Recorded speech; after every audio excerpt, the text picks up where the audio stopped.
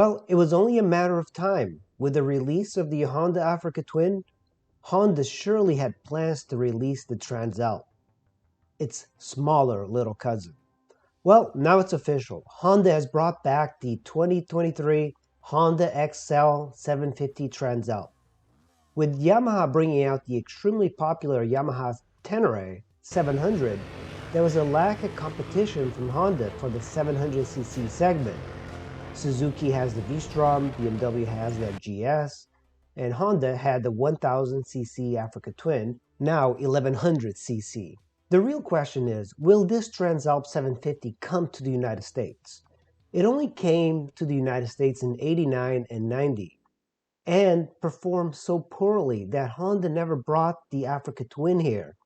Let's not even mention the Honda Varadero, Honda's big trailer that was not even brought to the US, but it was brought to Canada. With the adventure market booming, we are seeing many more bikes being offered.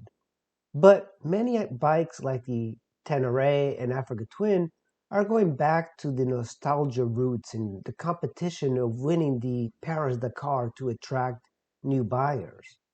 The Transalp was never that. The Transalp was a road-going trailer for people who wanted more of a rational, common-sense commuter, and the American market was never that. The US market needed some sizzle and marketing to make it cool. The BMW GS sells bikes on what it can do, despite riders never venturing more than 20 miles radius from their local Starbucks. To sell bikes, you have to have a gimmick, and the Transalp never had a gimmick. The Transalp on paper always made perfect sense. A small dual sport middleweight to go anywhere. You could have one for commuting, in-town riding, country riding in the mountains. And it was also a popular option for adventure riders in Europe, but failed to be popular in the US. While the Transalp saw 2 years of sales in the US, the Africa Twin never made it here. You can also blame the American recession of the 80s, and the 1980s were lousy for motorcycle sales. At the time in 89 and 90, Americans never really understood the purpose of an adventure bike. At the time, in 89, a dual sport looked like a dirt bike with blinkers, like the Yamaha XD600. And with all the added road-going plastics, people just didn't see the point of breaking plastics. The KR650 at the time was a much better seller and cost $1,000 less than the Transalp. The Transalp was a bike ahead of its time, like many Honda motorcycles. The American market was also not into the Paris-Dakar. They didn't see the purpose of the big trailer at the time. Big trailers were essentially what adventure bikes were before. Adventure is really just a new gimmick for marketing. It's kind of like the organic version of food. Of course, the Transalp was a V-twin, and it made about 40 to 50 horsepower. Had a decent gas tank of 4.8 gallons, high ground clearance, a 21-inch front wheel for dirt roads. The old Transalp started life in a 583cc, then it went to 647, and then finally the XL 700 was a 680cc. Very confusing, but really just three versions, and it kept increasing the displacement. Now we have the XL 750.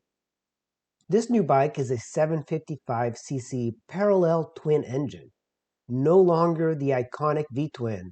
Honda did this too with the Africa Twin and many other bikes.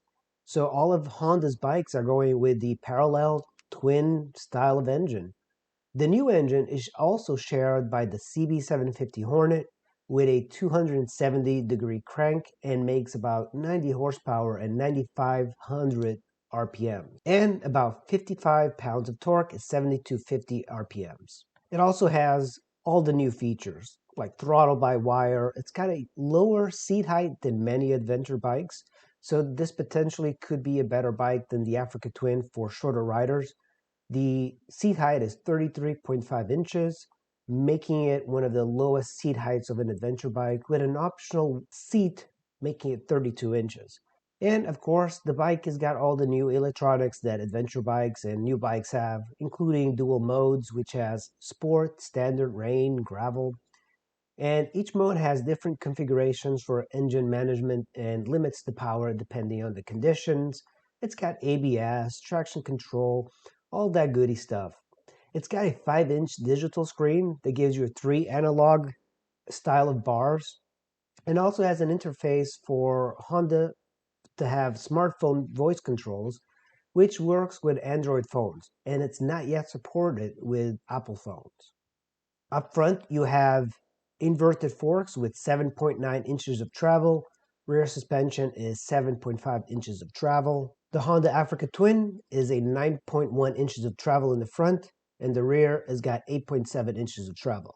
Up front, the bike has 310 millimeter discs and 2 piston calipers. The rear tire is 18 inches, and it's got a single piston caliper with 256 millimeter discs.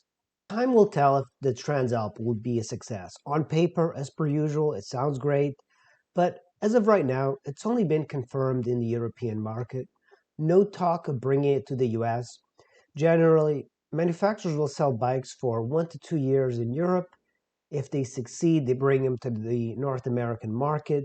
But the question still remains, would you pass up the Yamaha Tenere 700 and go for the Transalp 750 instead? For me, that's a hard question. I lusted after the 700cc Tenere because of its simplicity and agility. But I don't have the same view for the Transalp.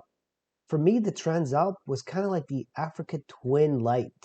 And if I wanted a Africa Twin Lite, I just get the Africa Twin. It's really not that big of a difference.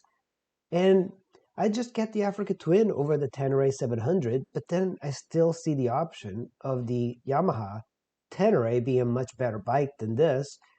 Right now, I haven't ridden it. I have ridden the old Transalp across Europe, all over Europe in the Alps, and I did like it, and I rode it back to back with Africa Twin, an old Africa Twin, and the Africa Twin was much better and superior in every way except the price. I'm curious to know what you guys think. Write in the comments below what you think of this Transalp 750. Do you think it's going to be more popular than the Tenere 700 or even the Suzuki V-Strom 650? For me, you know what I think, but write in the comments below, and thanks for watching, and I'll see you in the next video.